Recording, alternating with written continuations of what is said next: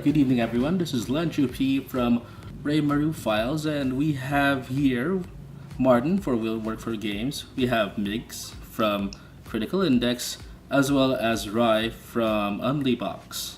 Today, we're going to be talking a little bit about how games have changed in terms of monetization in 2016. This is also part of our series on the year end stuff that we are producing. So, Martin, let's start with you. Like back then, what is your earliest recollection of how games would monetize after they're purchased? As far as I can remember, I think the earliest would be MMOs with their monthly subscription services in games like Ragnarok Yeah, Online. yeah, that would be World of Warcraft. Yep, World of Warcraft, Ragnarok Online, most MMOs early on. Did Ragnarok? Oh yeah, it did. Ragnarok had subscription. Yep. I think everybody here played Ragnarok Online. I think. A bit, a bit. Although I was with Rose. Okay. I The barely paid. Oh, so Okay, I guess I was the heaviest player then because I played for a long time, and I had guilds and everything, and I have no regrets. No, I regret it a little. I regret it a little. Okay, Yeah, I only played for I don't know. I think for only for a few years. only. Cause yeah, only for a few years. only for a few. I don't know. I shouldn't be went to laughing figure at out kasi. So like, I never stayed for the official servers. Like I kept finding the free ones, at least for Like Ragnarok private Online. servers. Yeah. Yeah. I mean, like, oh wait, Ryan and I we used to launch our own private servers. Not that they Oh, lasted yeah. very long, but they were there. So I was actually one of the people that was making money off of those. Yeah. All right. Yeah. Since what was how did you make money back then on launching Ragnarok Online? Yeah. So I used to run two different online servers for Ragnarok Online, and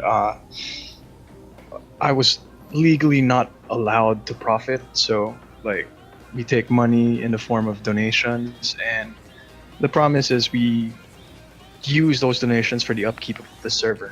So yeah, we did spend all the player donations for the upkeep of the server Okay. until they eventually closed.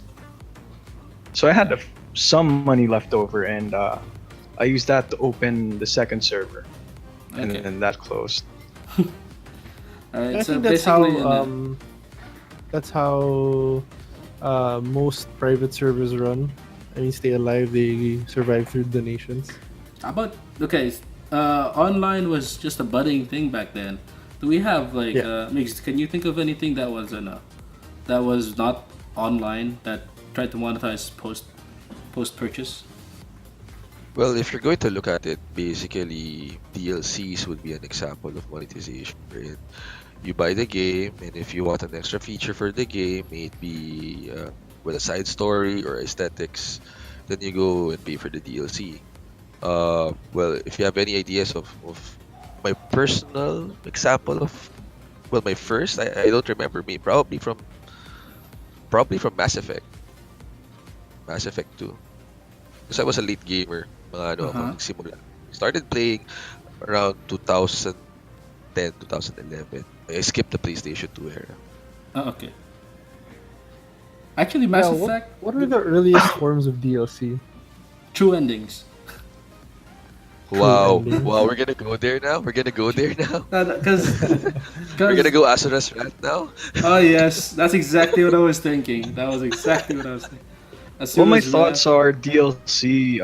In dawn of DLC came up during the PS3, Xbox 360 era when most systems were very online dependent. Prior to that, there was not a lot of it. Force Armor. I don't know, maybe for PC expansion packs and stuff. yeah, Do that's expansion about it. packs count as monetization? Yeah, I would Well, say so. I would say so. So therefore, StarCraft had it. Brood War. Yeah, Brood War would be the first. Well, one of Diablo the had first. it.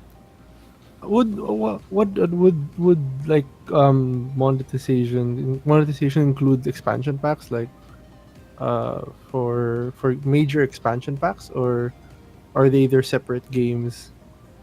'Well, 'Cause they do carry a different campaign.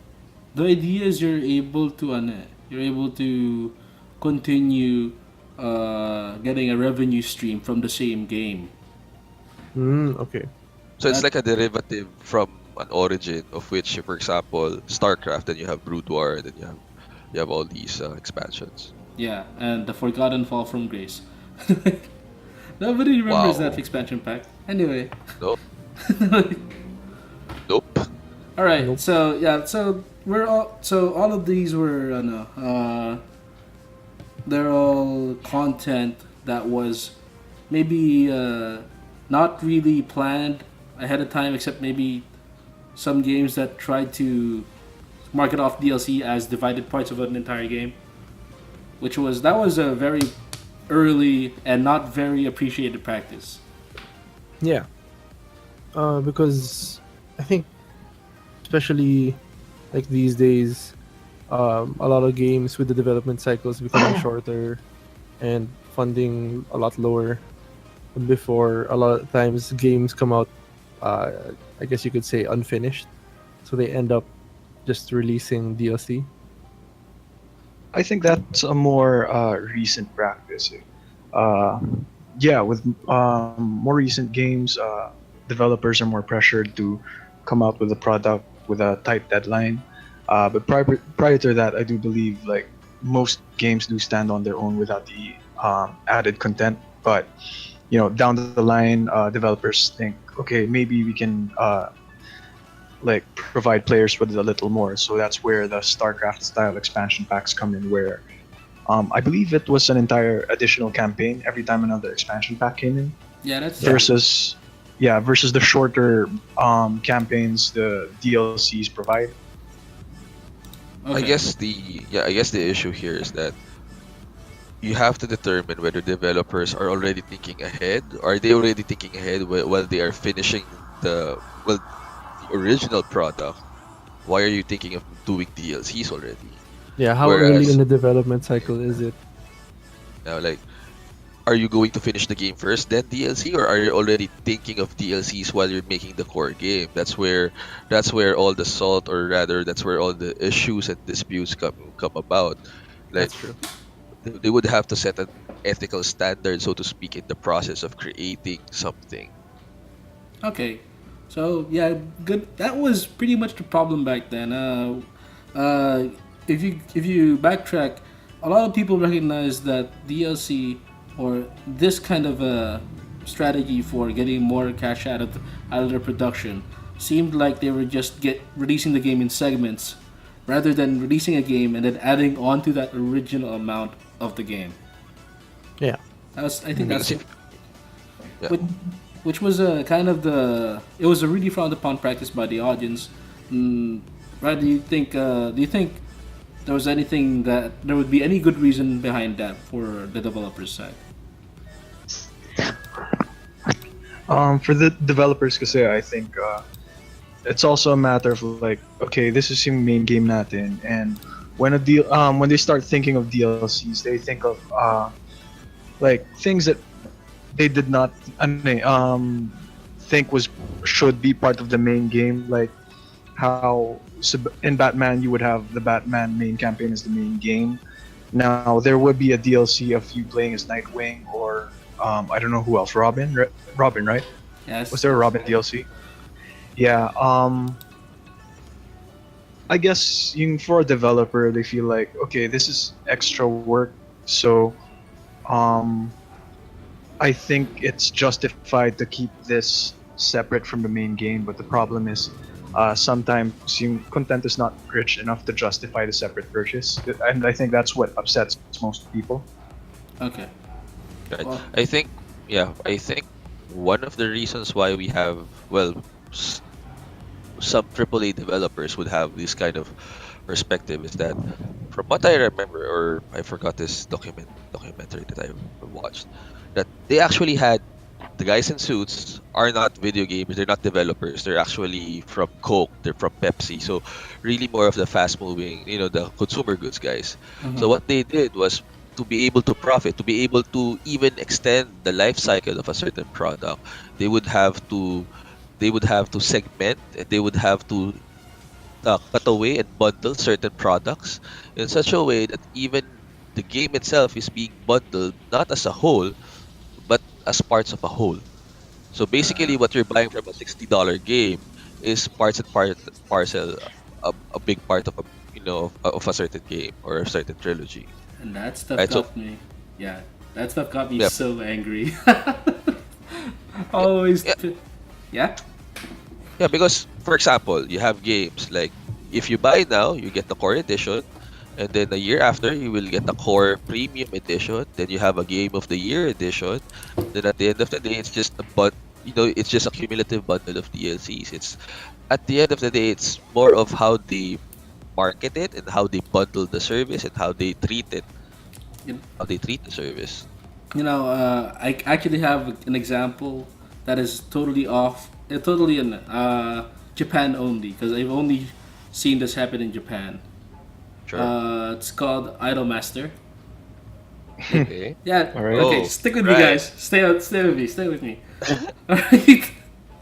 So yeah, and they have a very dedicated following, and every season they would release, new songs, new skins, new this and that, and it's always Anastasia. yeah. You have to buy it. You have to buy it to get it to be able to keep it on the Xbox. I think it was on the Right. Xbox. And when you start looking Wait, at the they have an price, Xbox version? yeah, I think that's where it got first released. So new songs, new skins, new whatevers for each one of your CG waifu. And when you look at it, like 3 years later, 4 years later, it's still the same game. But when you look at all the other DLC included, all the DLC is about 10 times the price of the game. So, and I can't imagine anybody that actually buys it, but they do in Japan. It's insane. Well, for one other similar example, I guess, is the Guitar Hero or Rock Band series, where as time went on, the developers released more songs, more tracks for the game. I guess that's something similar, which kind of Ah, worked for them. like It works first. for them because the content is entirely different. Say for example, perspective for say a rock band or a guitar hero is that first set would be Metallica, second set would be Megadeth, third set would be Dream Theater. Sure, no problem with that. But when you go through certain on a different genre, say an RPG, wherein the content is entirely based on a narrative, and you see this narrative being chopped out or being there are certain deviations to a narrative, then you ask, why is this being chopped? For the Guitar Hero type, for the right, I forgot the genre, for those, for like percussion, for the percussions guys, for the drum mania guys, sure, because you have to really, the content is there. It's just that it's gonna take a lot of time for you to compile everything. But for something with a narrative, the main issue is that, do you consider this as part of the narrative, or as just an expansion of the narrative?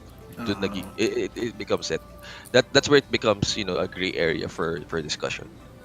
Yeah, Okay. is the Yeah. original amount of content enough to stand on its own without the DLC?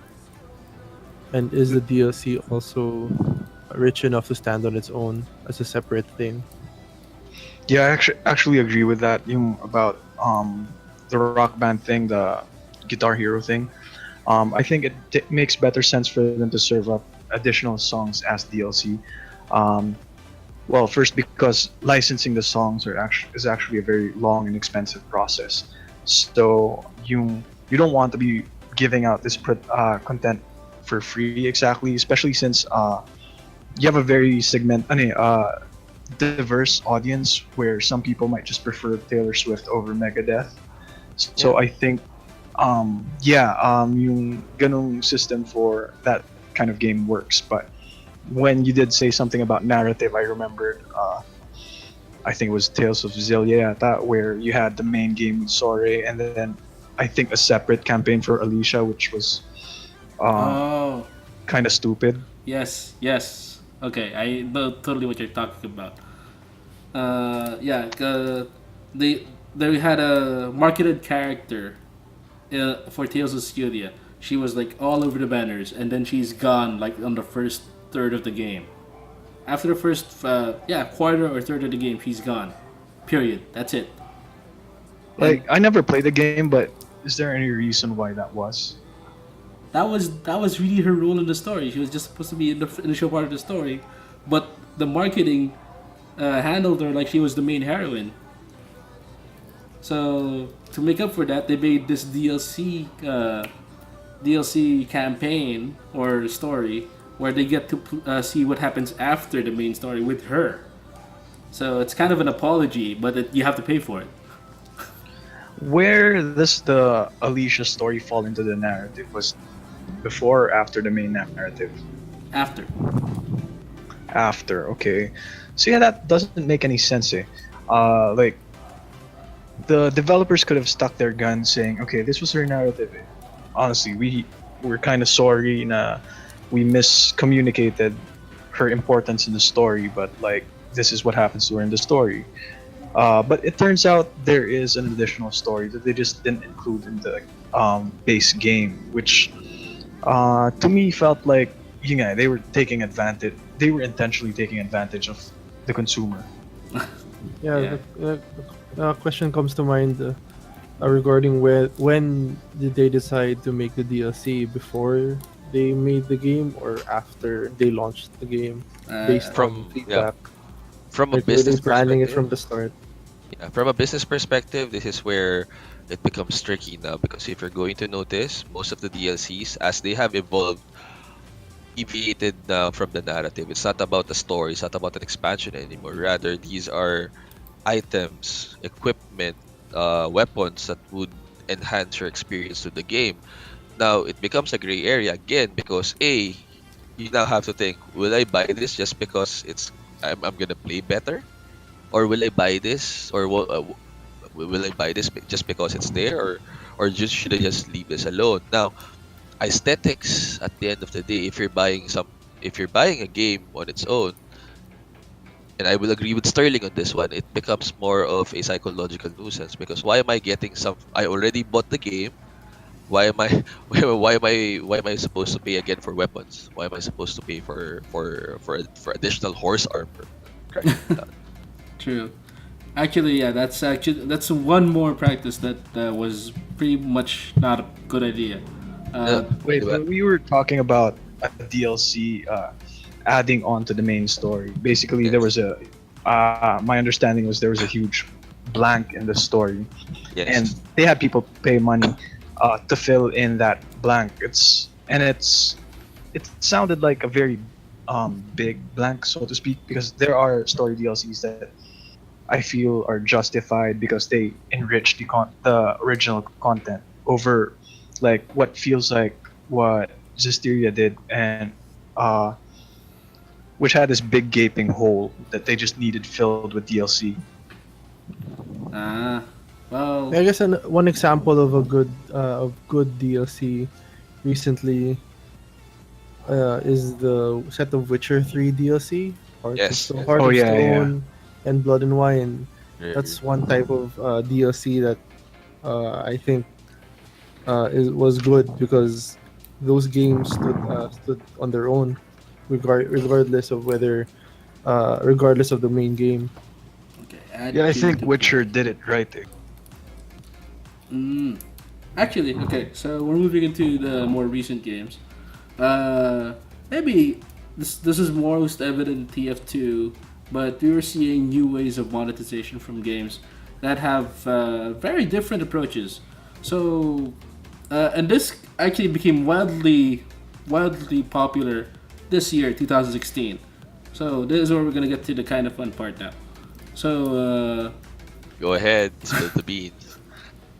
no, this I first noticed this happening when Overwatch was released, and there was these loot crates. It was everybody was crazy about loot crates, and when I looked at it, it was, hey, this is gotcha. This is just a gotcha system. Nope. Why would I want this? All right. Again, Yes. Yeah, again, this is where you pay for a game that's $60, $40 at that. And then when you get into the game, you're now given this more of a nuisance that, hey, how come I get a Yet? How come someone has a Yeti Winston skin? Or how come they have a Patina Widowmaker skin? Supposedly, it's not gonna affect me because at the end of the day, it won't affect the gameplay. Although from what I'm hearing, some costumes do affect gameplay, like Hanzo's Princess Mononoke type, armor. Ah, yeah. But yeah, but what I'm saying here is that how come I'm still being psychologically driven to buy these things, whereas I already bought for something. I already bought the game itself, Okay. Wait. right? Before I before sort we of move have any further, does everybody know what gotcha is? Does everybody know what I just said? yeah. Okay. Martin, you But good? for the benefit of anyone Yeah, listening, yeah. maybe explain it. Gotcha, man. Kid. All right. So the gotcha system is basically winning a mini lottery. So if you can, you basically just use gems or whatever special currency it is in the game to be able to randomly draw something and hopefully get something that's rare.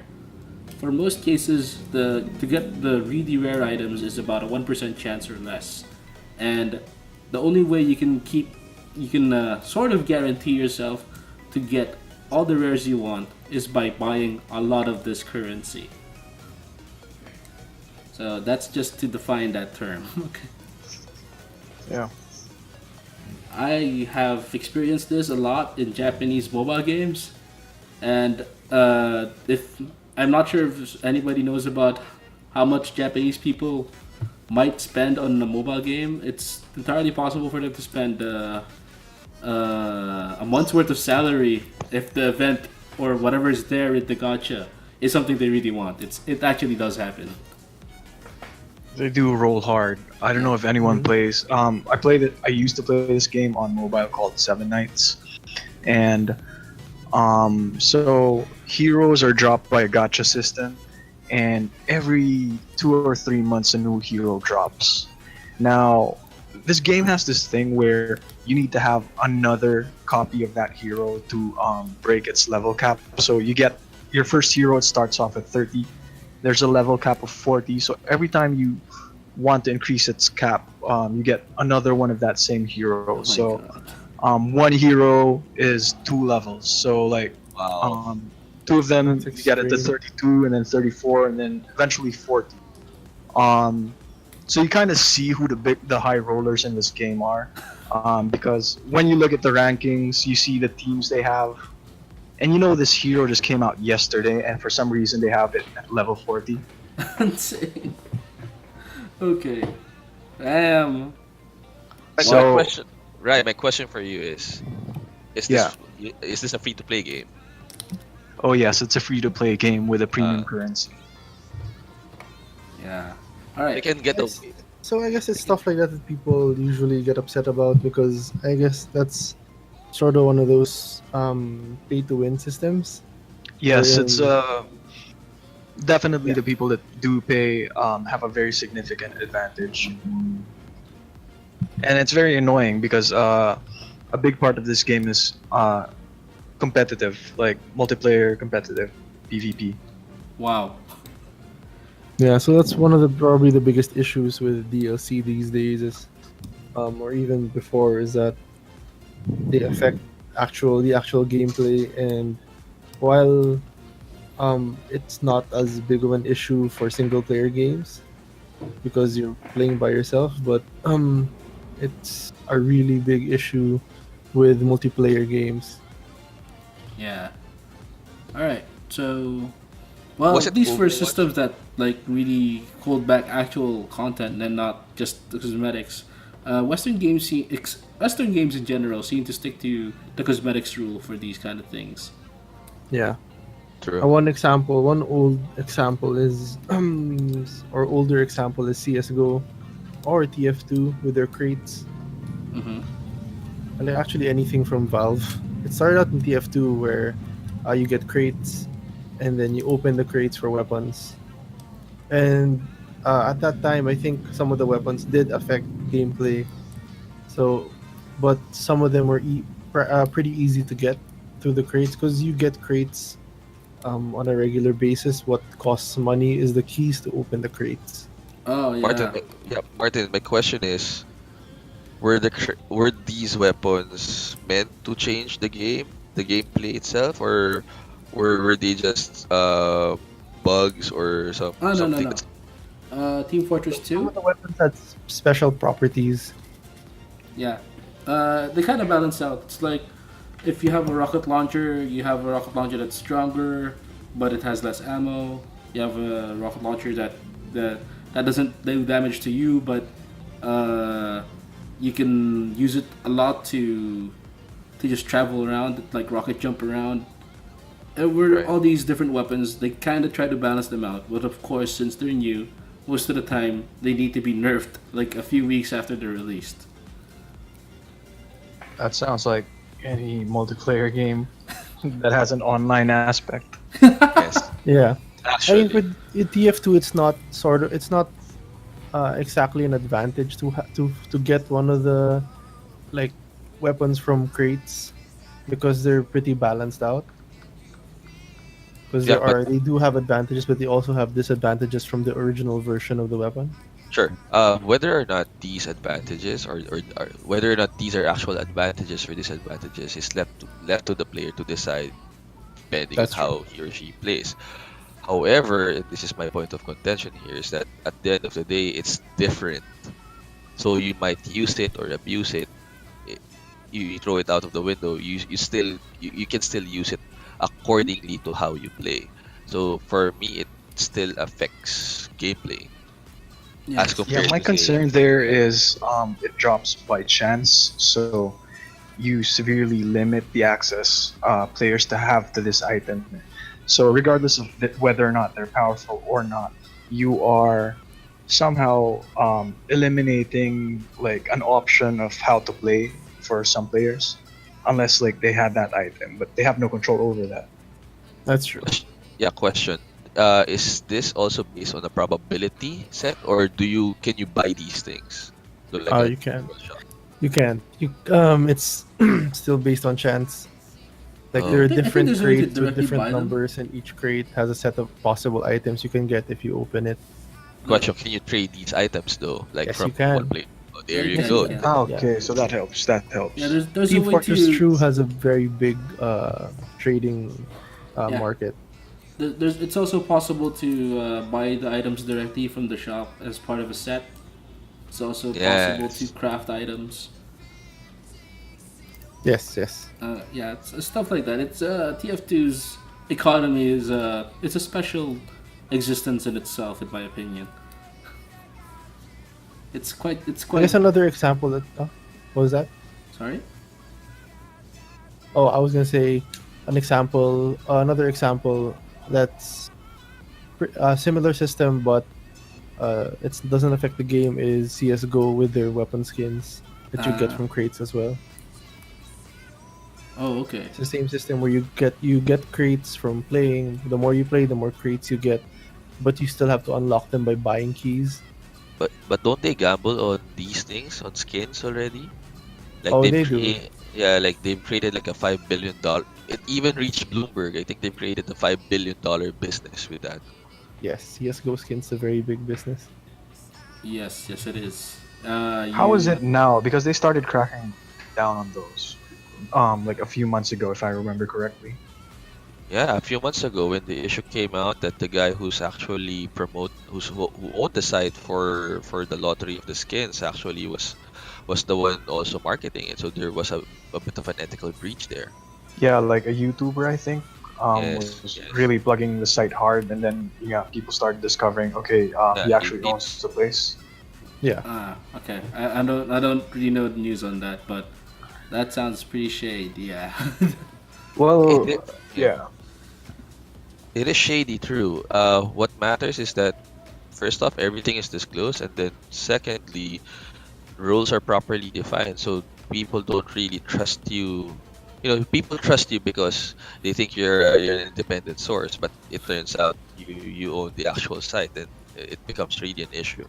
Okay. So yeah, now we reviewed cosmetics and chance items in games, which we kind of see it as a more of a gray area, especially for items that actually affect gameplay. We're gonna move on a bit more to regular releases of new content for items, or for games. I mean, so an example I have in mind immediately is Street Fighter Five, which has it. You buy the game, and it's possible for you to play the game for free. Like after that, you can get new content for free. It's possible if you're gonna play an insane amount of time to get the fight money required. Oh, okay. I think this is where we have to establish first the definitions. We're used to seeing games as a product, right? Mm-hmm. You buy it, it's there, the contents are there. Sometimes you have a DLC, sometimes it's there, installed already, you just have to buy it, like kid.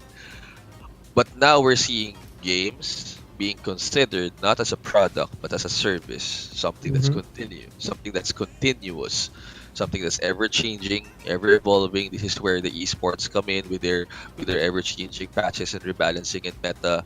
This is where you have Street Seasons. Fighter. Yeah, you have seasons now for FGC for Street Fighter.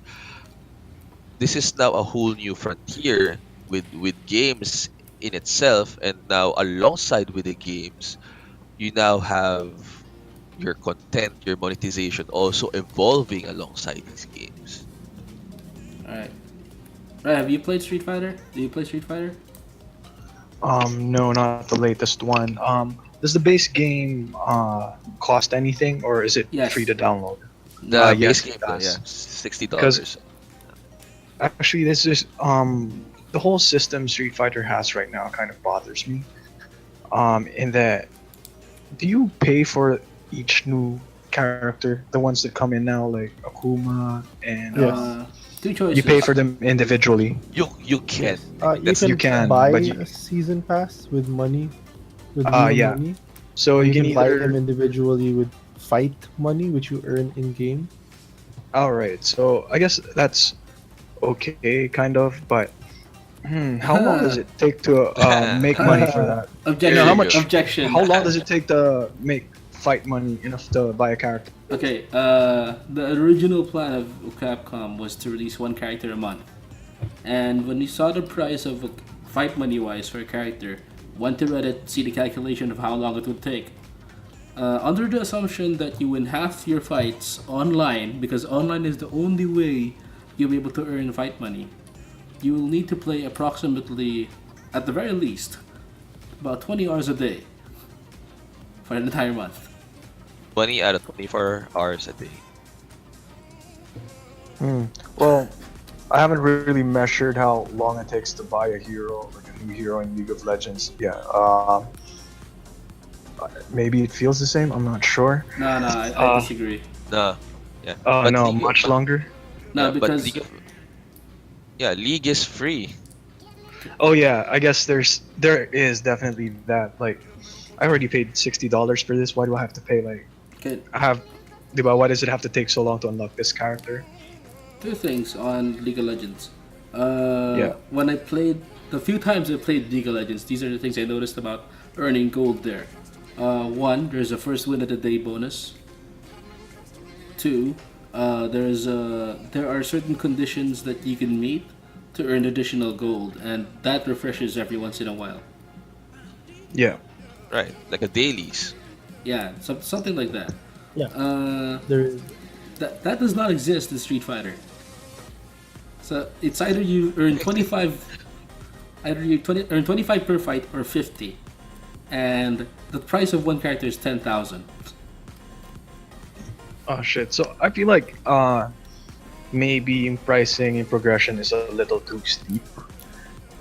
Is there like character rotation? Like, is there like a free to No. play character for this No. week?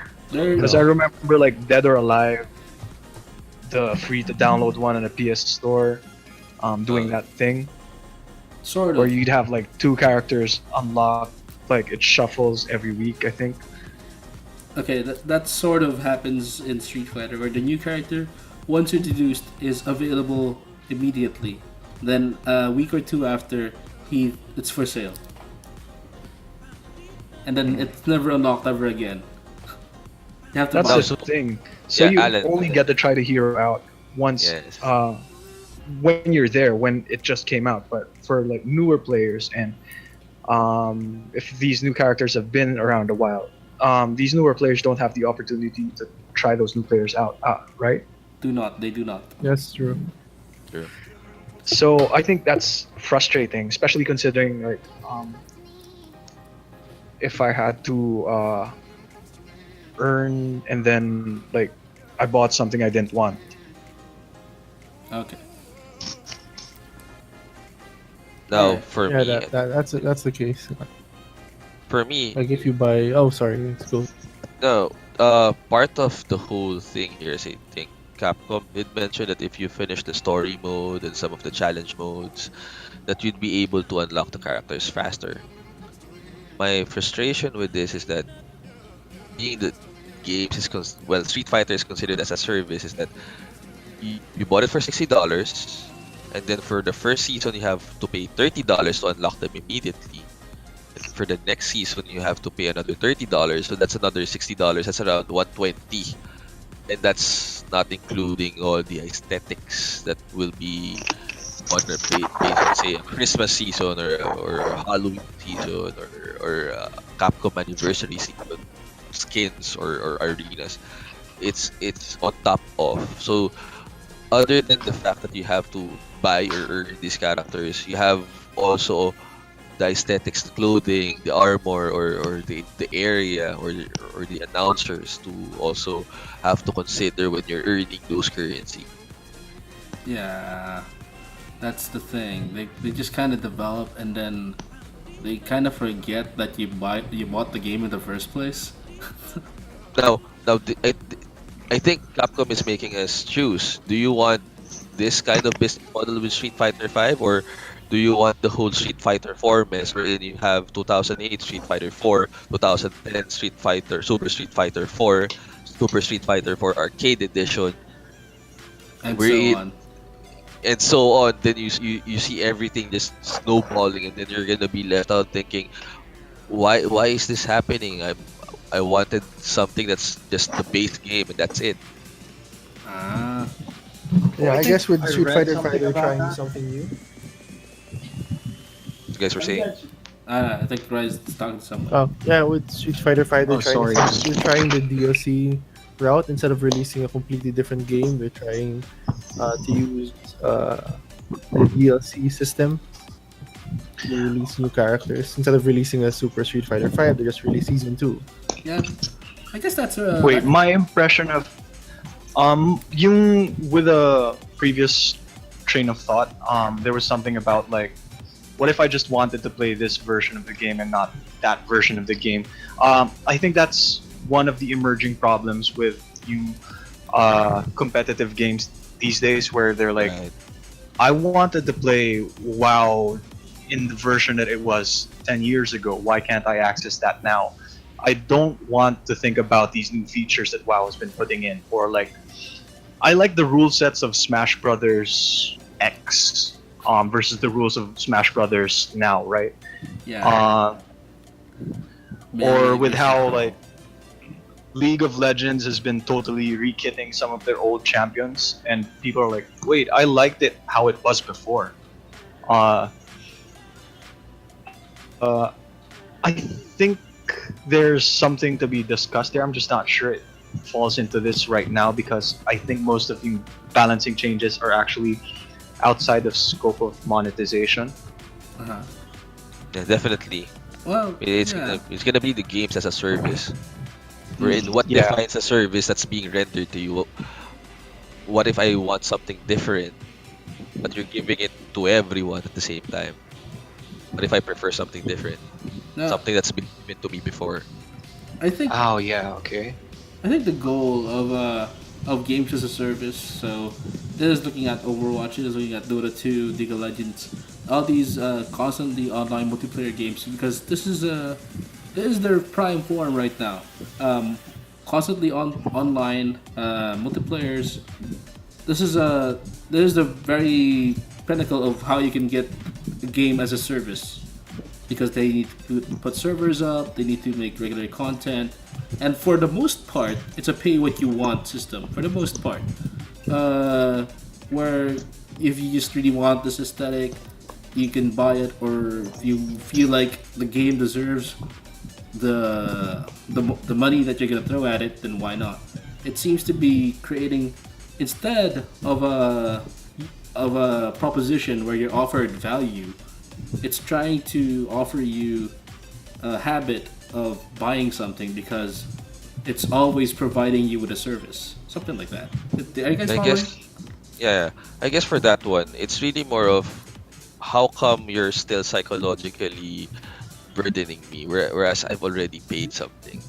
To go back to that thing again, because as you've said, aesthetics don't really matter in the gameplay. But how come I feel that when I look into my checklist, Widowmaker only has 13 out of the 50 costumes, and of which 20 are seasonal, or you have to participate in a season, or you can just buy a loot box and hope for the best that it comes out there. By My the way, thoughts loot Solved. boxes, there are, yeah. The solve. I guess my thoughts on the matter are like, aesthetics. I'm fine with not collecting them. They're nice to have. Um, I guess yeah, it's the same idea where it's a constantly online game, and most of these developers won't really make enough money to keep this game alive out of like the physical sales alone. So they have to find something to sell people, and that doesn't alter gameplay too severely. And yeah, usually it's the cosmetic items that come out on top. Ah, yeah, that's And I actually support that versus like charging people actual money or ridiculous gameplay hours just to unlock a character, or especially because for a developer it's actually difficult to provide new characters all the time. There's a lot of balancing to consider. I think that's the how mechanics change over time, especially for MOBAs. Like, okay, we're introducing this character, we're introducing this type of mechanic, and then like later on it bites them in the ass, saying, "Oh shit, we kind of just made this old hero useless because of this thing the new one does." Uh, so really, the safest route here is to provide cosmetic items. There's less risk. repercussions, let's say, with creating them. Okay. All right. Yep. I have a question for Rai, as a developer, because Oh, now sure. now my question is, would what's it what's the preferred stance of a developer here? More of the loot box type or a gacha type, or you know how much it will cost, but it's gonna cost a lot. If we're being entirely economical about these things, then a gacha type would be the safer choice. Uh, because especially with a leaner team, it's very difficult to create a lot of content. So, like especially on release, you want your game to hold the attention of its players for as long a time as possible, preferably until you get another update rolling. So when you give the option for players to pick up whatever unlockables they want a la carte, let's say like I want this hero, so they pick that hero out first, then you're essentially giving them the power to burn through your game much faster. Because my That makes follow-up sense. yeah, follow-up question here is that, okay, sure, so sometimes it's the gacha type that's preferred. So from a developer standpoint now, are we gonna see more of this coming as a trend, or do we see it now? I don't know, with much of the games I only play Overwatch at this point in time. Do we see this in, say, mobile games, or do we see this in console games, or do we see this in bus? This is a very popular mechanic in mobile games, mostly because most of these games demand like very high retention. If you're not keeping your players on your game, then you're not gonna make a lot of money since these games are free to play and True. don't really have. Well, most mobile games don't have a robust enough gameplay. Let's say, like we don't have like full heavy MOBAs outside of the very few exceptions, like was it Vainglory and Mobile Legends Bang Bang, which is an awful title. Yes, it is. Yeah, Mobile Bang Bang. Like, what? Gotta Why? hang him Yeah. out there. All right. This game. Kiss Bang Bang. Pwede Um, pa sana. Yeah. yeah, because there are games like Brave Exvius, Brave Frontier, Oh, Final that are Fantasy. very yeah. So those games are very simplistic. So uh, it's the mechanics are simplistic. The main draw is collection. So you want to slow the player down a little bit on the collection because your ability to produce new content may not keep the pace with the speed of like players going through your content. So I think the gachapon system is one way to control that. Yeah. Then there's also you add the fluff where you have to level heroes and how long that'll take, maybe a very long time, all that stuff. All right. Although on paper it does sound exploitative, right? Yeah, it does. It is. It It is. But um, most competent developers try to ease that a little by giving players little breaks. Like some mobile games have opted in systems like whenever you do 10 gacha rolls, your 11th will guarantee you a super rare item. I believe did Hearthstone do that? No. Nah. No. No. No, Side games. oh, did no, side there- games. There was kind of I think I read something about Hearthstone doing that, where they had this algorithm where there's a variable they call the mercy number. Basically, if you haven't rolled and picked up a rare card in a while, it makes it a lot easier for you to draw one. Um, It's Okay. not true. It's a Reddit thing, but Blizzard hasn't. Oh, so it's an urban myth. Okay. Yeah, it's What's actually Of course, Blizzard won't confirm it. It's it makes it more predictable.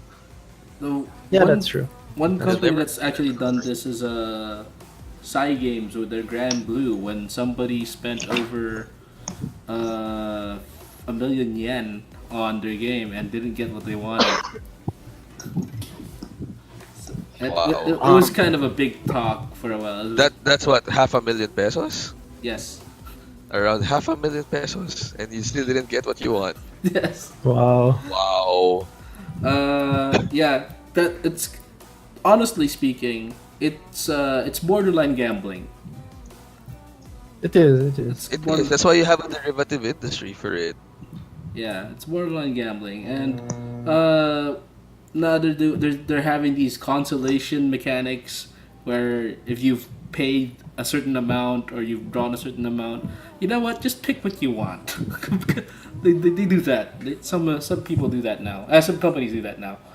Anyway, This is precisely because it creates that psychological tension of why don't I have that skin? Apparently, only 10% of the gaming population has it. It makes it more desirable, economic. It makes it more valuable, and therefore, since it creates value, objective and subjective value, people would like to play on it with, say, real money. yeah. It's an industry. All right. Wait, actually, I want to get back to Seven Knights about this. Yeah. Oh, Seven Knights has this. Their entire monetization system is just evil. Reach. Disclaimer: I've been playing this game since I got into my new job back in May. I stopped like 2 weeks ago. But yeah, they have this thing. It's called the Selector. So this item usually drops in events or during your daily logins. So if you manage to log in like an entire month in a row, they give you a selector. The selector, pretty much, what it does is what it says. It sidesteps the whole gacha system and pretty much just feeds you a menu of the characters. Pick one, anyone, you can keep him. So actually, it just feeds you because you get, okay, I got the hero. It's a 4-star version of this rare hero I wanted. So now I have to farm the items to level him up and farm gear for him, and then farm more copies of him so I can raise his level cap. That's how the game keeps you in that game. It's a carrot and stick approach. Yeah. It's I don't know how to feel about it. Well, no, I said it was evil. It was annoying. I wasted so much of my life on that game. All right. Okay. Our hour's almost up, so let's condense this all. So it's 2016. We're looking at how things have changed. We've seen how things were maybe 5 to 10 years ago, and how things started to pick up maybe last year. Probably, yeah, it really started to pick up last year. We now have this lottery system. We have, instead of sequels, we have seasons. And then there's this regular release of cosmetics, especially if it's a holiday. There's all these things. Martin, what do you think? Is this a good change from how things used to be? I think so. Mainly because, especially for games that are online, MOBAs, and MMOs, they need a way, as Rai said, they need a way to keep making money, to keep like to pay for upkeep for servers and all of that. So it's, I guess it's the harmless way of getting that income to keep their game up to date. Harmless with air quotation marks. I, Yeah, reputation marks, harmless cosmetics. I guess for the cosmetics specifically. I played Fate Go, and I spent a decent amount because I really wanted to get a certain character. But anyway, that's my fault. uh, Migs, what do you think? Well, What do you think where we're going? yeah, sure. On your question, I think it is being able to monetize from a business perspective gives you a better chance at getting money from the banks or from your borrowers, because you're now presenting with a cash flow model with assumption, at least with probability. And that is why you're seeing more and more of these games, because the more that they become successful, the more that developers will have this chance of, hey, this is how my game will survive. I just have to bite the bullet and stick with it. And that's why we have a lot of these games. And if it weren't for a certain business model or an economic model, it wouldn't happen. So for better or for worse, it's here. And it's just for us gamers to actually assess whether these are actually worth it. All right. Okay. So last but not least, Ryan, what do you think? I totally forgot to rave about like how Fire Emblem handled their DLC. Has anyone played Fire Emblem Fates? Oh no. No? Oh man. The game came out in two versions. Because your plot was like you're a child that has two families. Like your biological family was the evil empire, and you were spirited. Oh no, your biological family was this good Japanese empire, while you were, as a child, kidnapped by an evil empire and adopted and like considered family. So the game came out in two versions, where you pick which side you play, where the story is different, and then there's a third DLC, which is like a what-if scenario where you did not choose any side and decided to win both sides to your army, parang ganon. So I think that was a very nice application of like narrative style DLC kasi they're essentially three standalone narratives. And yeah, for cosmetics, yeah, I think for online heavy games, items are the way to go versus utility items. Okay. All right. So I guess we're all kind of in agreement that even though it feels like there's a lot less games coming out. At least, no, that's not right. There's a lot less games we're choosing to purchase lately, because there's these few titles that are regularly, siphoning money from us for one way or the other. And I guess we all agree that it's not really all that bad, because it's in the end, at the end, it's still pay what you want kind of model. There's still the consumers still have the choice of whether they want the cosmetics or not. Yeah, at the end of the day, it kind of falls to that, at least in my opinion. That it's ultimately your choice, though it's not something that we really enjoy to see when we've already paid for the game, and then you pay for additional content, especially if it's extra stuff that you would actually really like. I That's think. true. Sorry. I guess it's more of a case to case basis. Yeah, I guess. But in general, yeah, for this year at least, we are gearing more towards smaller and more acceptable ways of dealing with DLC. So yeah, I guess that I think that's it. Yeah, I think we can end it on that. All right. All So right. and before we end this, is there anybody else that would like to get something in? I Your guess waifu with is a Street pretty- Fighter 5. Don't let your waifus be dreams. They're not real. My wife who cannot hurt me, for she is not real. Yeah, your waifu's inside the paywall, okay? Gotta pay for your waifu. I resonate with that sentiment very well.